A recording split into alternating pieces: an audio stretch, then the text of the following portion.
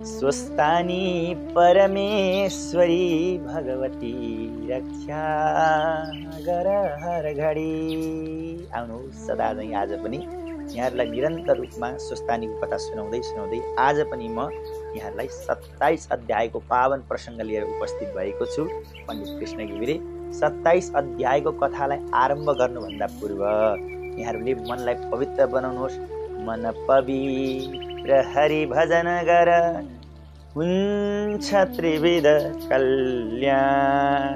हैन सज्जन, शास्त्र भन्छ तन पवित्र सेवा गर धन पवित्र गर दान। मन पवित्र हरि भजन गर हुन्छ त्रिविध कल्याण। है हाम्रो शरीरको पवित्रता, शरीरको शौचता कतिखेर हुन्छ भन्दा जब शरीरले हामी सेवा गर्छौँ, धर्म गर्छौँ। सेवा गरेन भने शरीरको कुनै पनि काम छैन। हातमा सुनका ठुल्ठुला बाला भिरेको छ, तर बाला भिरी के फल? यदि सेवा गर्दैन भने बाला भिरेर कुनै पनि अर्थ छैन। र मनलाई पवित्र गर्ने भगवानको भजन हो, भगवानको कथा हो, र धनलाई पवित्र गर्ने दान। यी तीनवटा कुराहरूलाई आत्मसात गर्दै आउनुहोस् आजको कथालाई आरम्भ गरौँ। कथालाई आरम्भ गर्नुभन्दा पूर्व हातमा पुष्प लिएर भगवती स्वस्थानीमा मन लगाएर ध्यान गरौँ। ध्यान गरे पश्चातमा फेरि हामी यहाँहरूलाई कथा लिएर कथा श्रवण गराउनेछौँ। र यहाँहरूले कुनै पनि जिज्ञासा भए, है यहाँहरूको मनमा कुनै संशय भए, जिज्ञासा भए कमेन्ट बक्समा गएर यहाँले कमेन्ट गर्न पनि सक्नुहुनेछ र कमेन्टमा सोध्न सक्नुहुनेछ। र मैले डिस्क्रिप्सनमा नम्बर पनि दिएको छु। यहाँहरूलाई कुनै कुराको जानकारी लिनु परेमा आचार्य पण्डित कृष्ण घिमिरे यहाँहरूले सर्च गरेर युट्युबमा पनि जान सक्नुहुन्छ, फेसबुकमा पनि मलाई खोज्न सक्नुहुन्छ। र नम्बर पनि म दिन्छु यहाँहरूलाई 98 25 94 95 16मा सम्पर्क गरेर पनि बुझ्न सक्नुहुन्छ। है त आउनुहोस् प्रार्थना गरौँ अनि कथा सुनौँ। यं ब्रह्मा वरुणेन्द्र रुद्रमरुतस्तुन्वन्ति दिव्यैस्तवैर् वेदै साङ्गपदक्रमोपनिषदैर्गायन्ति यं सामगा। ध्यानावस्थिततद्गतेन मनसा पश्यन्ति यं योगिनो यस्यान्तं न विदुषुरासुरगणा। देवाय तस्मै नमः। श्रीमच्चन्दनचर्चितो जलवपु शुक्लाम्बरा मल्लिका मालालङ्कृतकुण्डला प्रविलसन् मुक्तावलीशोभिता। सर्वज्ञाननिदानपुस्तकधरा रुद्राक्षमालाकरा वाग्देवी वदनाम्बुजे वसतु मे त्रैलोक्यमाता चिरम्। मूकं करोति वाचालं पङ्गुं लङ्घयते गिरिं यत्कृपातमहं वन्दे परमानन्दमाधवम्। नमो भगवते तस्मै व्यासायामिततेजसे यस्य प्रसादात् वक्ष्यामि नारायणकथामिमाम्। नारायणं नमस्कृत्य नरं चैव नरोत्तमं देवीं सरस्वतीं व्यासं ततो जयमुदीरयेत्। साष्टाङ्गं नमनं कृत्वा स्वस्थानी परमेश्वरीं कथां सुधोपमां दिव्या श्रुत्वाभीष्टफलं लभेत्। स्वस्थानी परमेश्वरी देव्यै नमो नमः। सज्जन, आज पनि यहाँहरूलाई 27 अध्यायको पावन प्रसङ्ग लिएर उपस्थित भएको छु म पण्डित कृष्ण घिमिरे। र यहाँहरूलाई मैले अनुरोध पनि गरेँ, हाम्रो च्यानललाई यहाँहरूले सब्सक्राइब गर्नुभएको छैन भने च्यानललाई सब्सक्राइब गर्नुहोला, ताकि आगामी भिडियोहरू यहाँहरूलाई हामीले सम्प्रेषण गर्ने भिडियोहरू सहज रूपमा यहाँहरू समक्ष आइपुगुन् भन्ने हाम्रो चाहना पनि हो। छेउमा रहेको बेल आइकनलाई, त्यो घन्टीलाई थिच्नुहोला। अलमा थिचिदिनु भयो भने यहाँहरूलाई हामीले सम्प्रेषण गरेका भिडियोहरू सहज रूपमा आइपुग्नेछन्।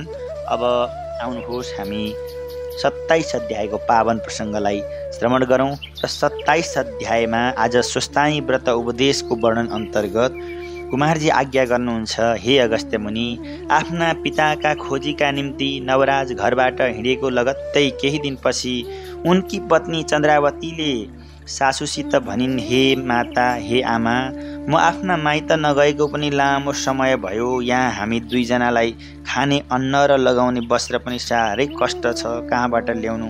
अर्काकै घरमा गएर मागेर मात्र कति दिन निर्वाह गर्नु र आमा? यसकारण म अलिक दिन माइत जानु पर्यो। यहाँ तपाईँ एकजना मात्र हुनुभए एक पेट पाल्नका लागि त केही त सजिलो हुन्छ। तपाईँले आफ्ना जिउ घरको स्याहार सुस्याहार गरेर बस्नुहोला, अनि आफ्ना छोरा आउने बित्तिकै मलाई लिन पठाउनु होला है आमा भनिन्। यति भनेर सासूलाई दण्डवत गरेर चन्द्रावती माइत गइन्। बुहारी गएपछि गोमालाई अरू दुःख र कष्ट बढे। आफ्ना दुःखका दिन झन् देखेर उनले भिक्षुक रूप महादेवले दिएको श्राप सम्झिएर मनमा नै भन्न लागिन्, म 10 वर्षकी हुँदा 80 वर्षका बुढासित विवाह भएको थियो। उहाँ पनि मलाई गर्भवती अवस्थामा छाडेर भिक्षा माग्नका लागि घर छोडेर जानुभयो। यत्तिका वर्ष भइसक्यो, यत्तिका वर्ष बित्दा पनि आजसम्म पनि फर्कनु भएको छैन। छोराको मुख हेरी दुःख बिर्सिएकी थिएँ। आज ऊ पनि आफ्ना बाबाको खोजीमा गएको अझै फर्किएको छैन। कमसे कम बुहारी त मसँग बसेकै छे भन्ने थियो, आज ऊ पनि मलाई छोडेर गई। सज्जन, कहिले कहिले दिन लाग्दाखेरि जतातिरबाट धोका मात्र हुन्छ, कतैतिरबाट पनि भने अनुसार अपेक्षा गरे अनुसार सुखको अनुभूति हुँदैन।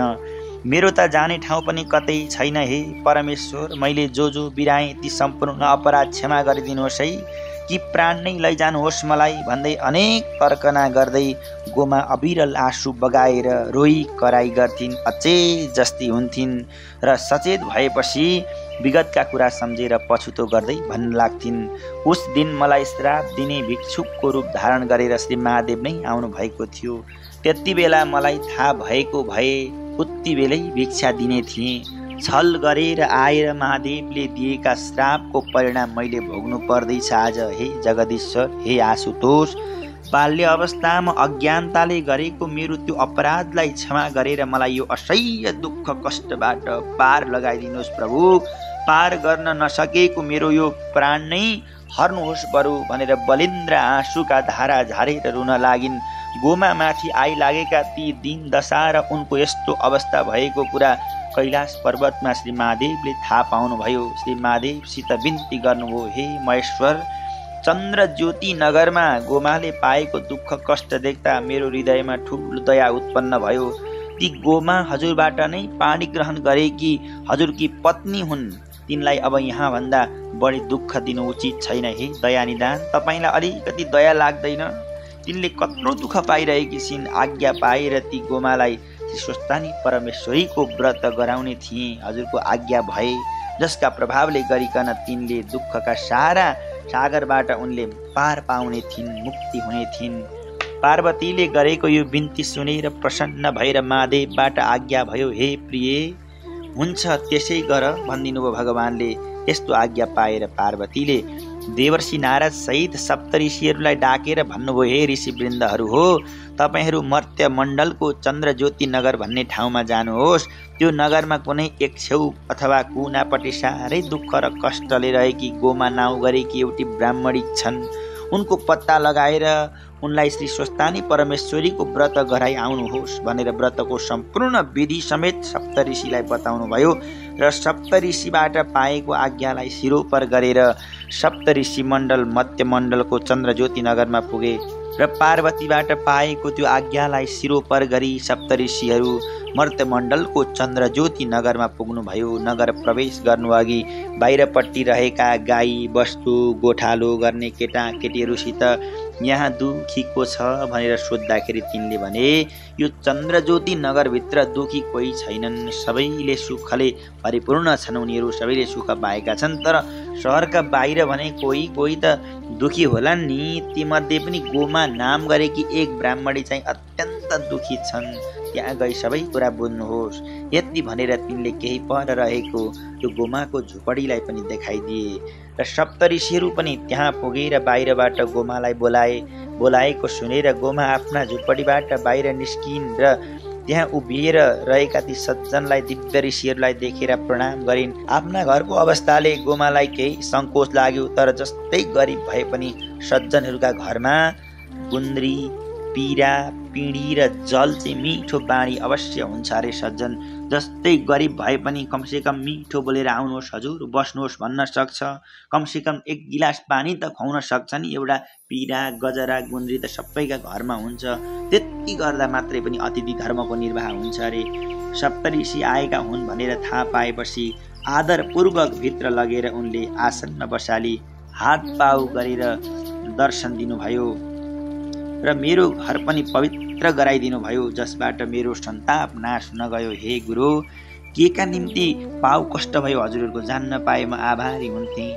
आज म धन्य भएँ। मेरो भाग्योदय हुनुको कारण के हो?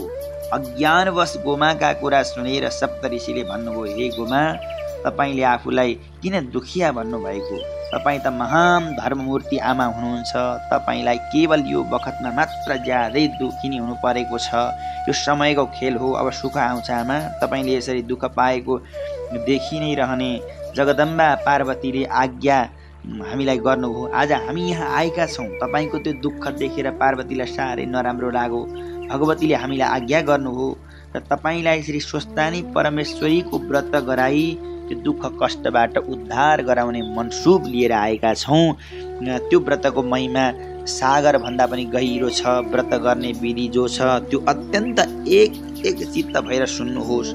अघि सत्य युगमा हिमालयकी पुत्री पार्वतीले श्री महादेवलाई स्वामी पाऊँ भनेर तपस्या गरिन्। भगवान श्री विष्णुबाट उपदेश पाएर त्यो व्रत आरम्भ गर्नुभयो लामो समयसम्म र पौष शुक्ल चतुर्दशीका दिन हात घोडाका नङ काटेर स्नान गरेर शुद्ध वस्त्र भई भोलिपल्ट पूर्णिमाका दिनदेखि नित्य स्नान गरेर मन, वचन र कर्मले पवित्र रहेर एक चित्त र एक भक्त रहेर 1 महिनासम्म मध्याह्नमा भगवान शिव र स्वस्तानी भगवतीको आराधना गर्नुभयो। मध्याह्न कालमा श्री महादेवको पूजा गर्नुपर्छ।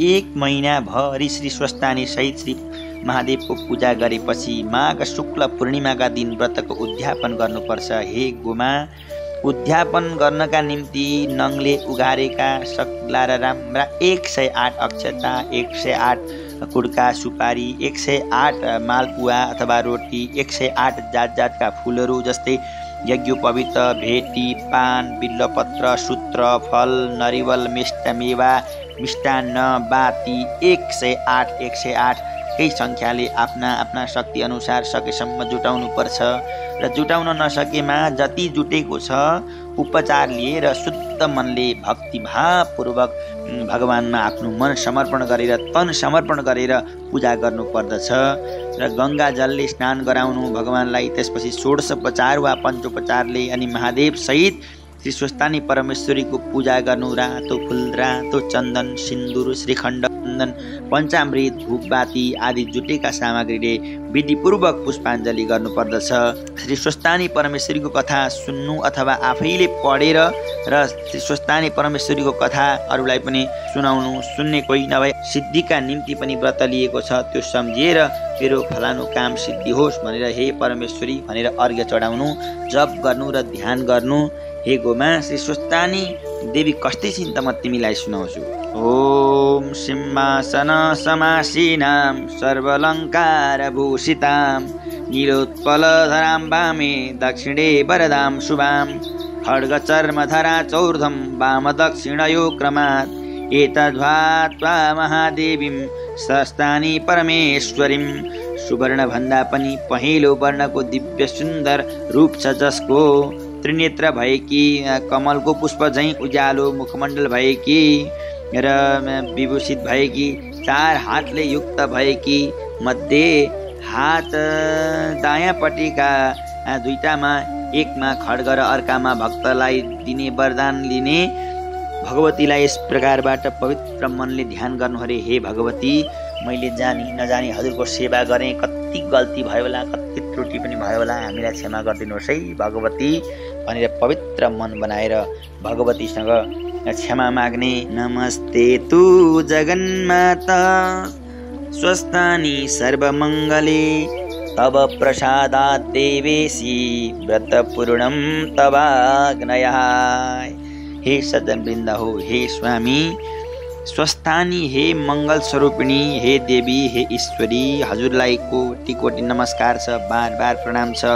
हजुरका आज्ञाले, हजुरका वरप्रसादले मेरो पूर्ण व्रत आज भएको छ। यसरी ध्यान र स्तुति गर्न सकिसकेपछि अघि पूजा गर्दा चढाइएका 108 मध्ये 8 रोटी र 8 बिल्वपत्र, 8 पुष्प, 8 कुण्डल, 8 सुपारी, 8 सूत्र, 8वटा पान, 8वटा फलफुल र 100 जति 8 पदार्थ जुटाएर त्यसबाट 8 चाहिँ सगुण सहित शुभ्र पट्ट सेतो वस्त्रमा राखेर पीत वट्ट पहेँला वस्त्रसम्म कार्यक्रम भयो। यो कुरा यहाँलाई अवगत नै छ। र श्रद्धा भक्ति र आदरका साथमा आफ्ना पतिलाई पनि प्रतिदिन कथाका लागि प्रेरणा दिइरहन्थिन्। पुत्रलाई दिनु, पुत्र नभए पनि मित्रलाई बाँड्नु भन्नुभएको छ। धनानी भूमौ पशवस्त्र गोष्ठे भार्या गृहद्वार जनश्मशाने देहस्थितायाम परलोक मार्गे धर्मानुगो गच्छति जीवैक। हामीसँग सधैँ जाने भनेको धर्म मात्र हो।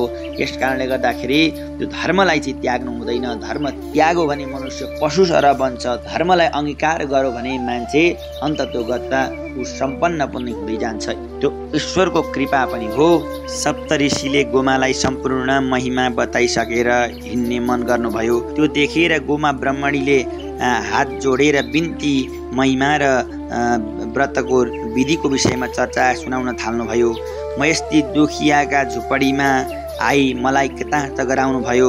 मैले केही अतिथि सत्कारसम्म पनि गर्न पाएको छैन।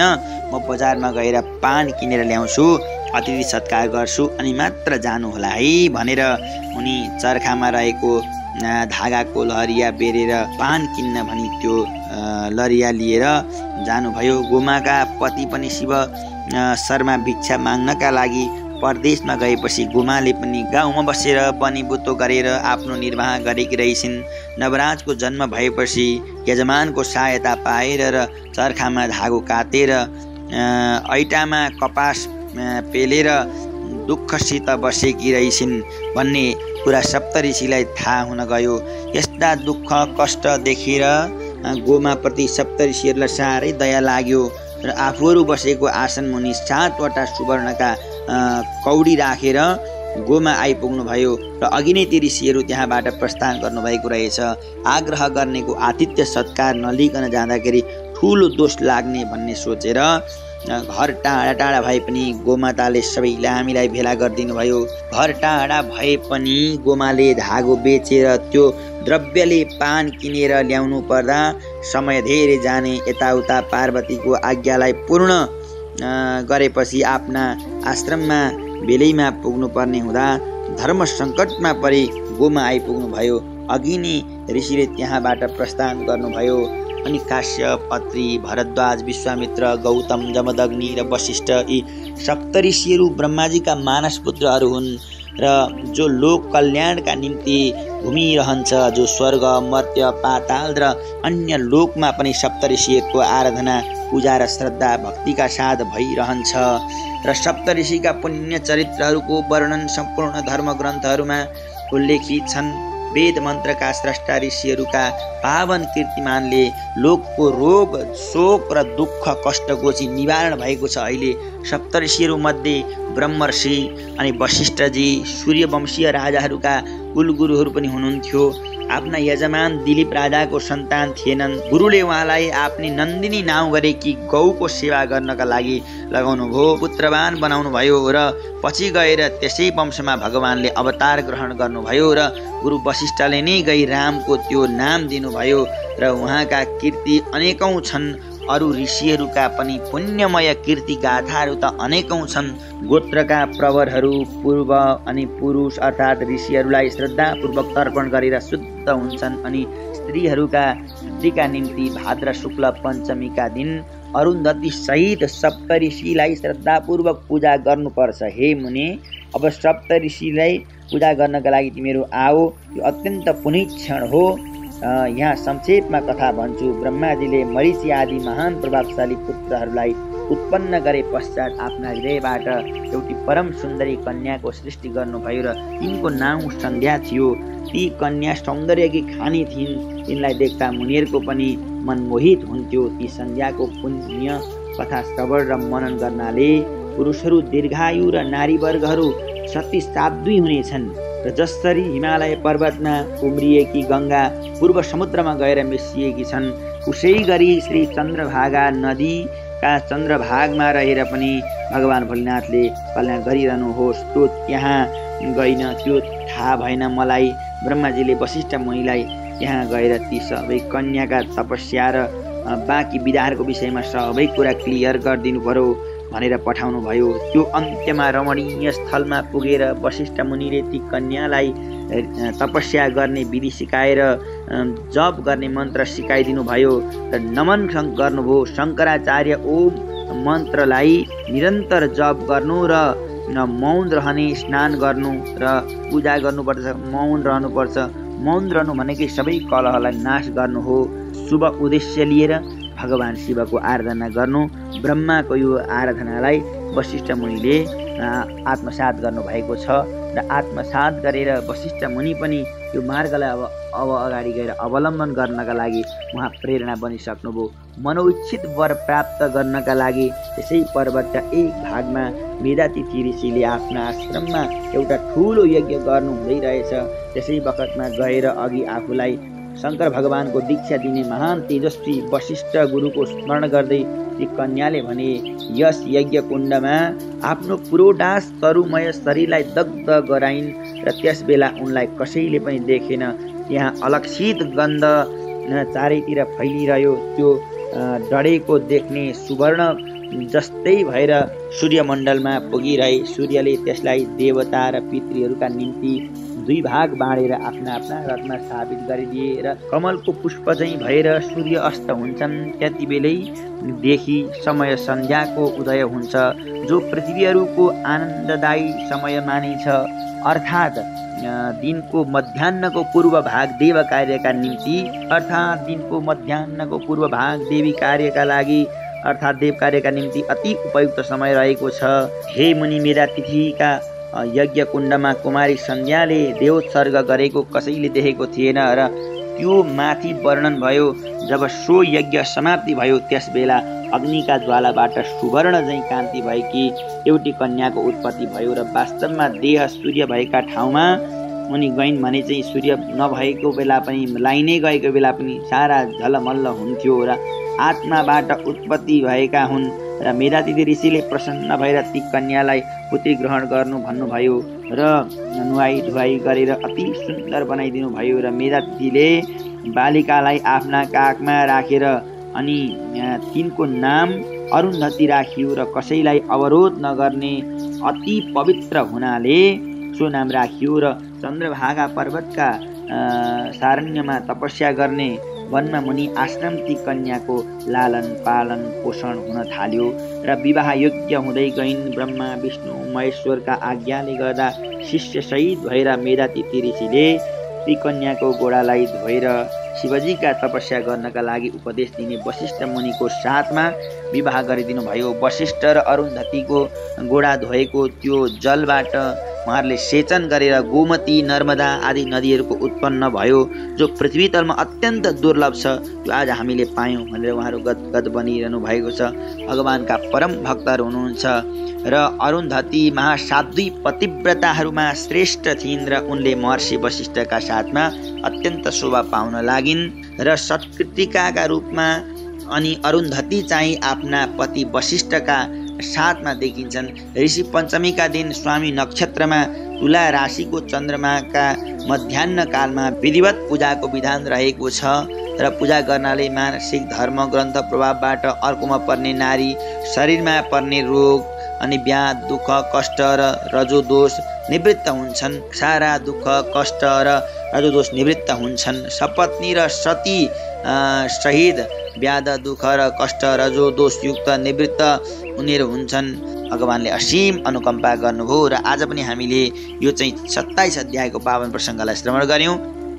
ओम उपनयतु मङ्गलं सकल जगन् मङ्गलालयः श्रीमान् दीनकर किरण नवोदित नवनलिनदल निवेक्षणः श्रीकृष्णः काले वर्षतु पर्जन्य पृथिवी सस्यशालिनी देशोऽयं क्षोभरहितो ब्रह्मणा सन्तु निर्भयाः अपुत्राः पुत्रिणः सन्तु पुत्रिणः सन्तु पौत्रिणः निर्धना साधना सन्तु जीवन्तु शरदां शतम् तत्रैव गङ्गा यमुना च तत्र गोदावरी सिन्धु सरस्वती च तीर्थानि सर्वाणि वसन्ति तत्र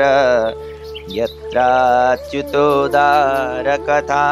प्रसङ्ग या कुन्देन्दु तुषारहारधवला या शुभ्रवस्त्रावृता या वीणा वरदण्डमण्डितकरा या श्वेतपद्मासना या ब्रह्माच्युतशङ्कर प्रभृतिभिर्देवैः सदा वन्दिता सा मां पातु सरस्वती भगवती निःशेषजाड्यापहा कायेन वाचा मनसेन्द्रियैर्वा बुद्ध्यात्मना वानुसृतेः स्वभावात् करोमि यद्यत् सकलं परस्मै नारायणायेति समर्पयेतत् अनन्यचेतसा भक्त्या श्रुतं यच्च कथामृतं समर्पयामि तत्सर्वं स्वस्थानीं परमेश्वरीं श्रीस्वस्थानी परमेश्वर्यै नमो नमः।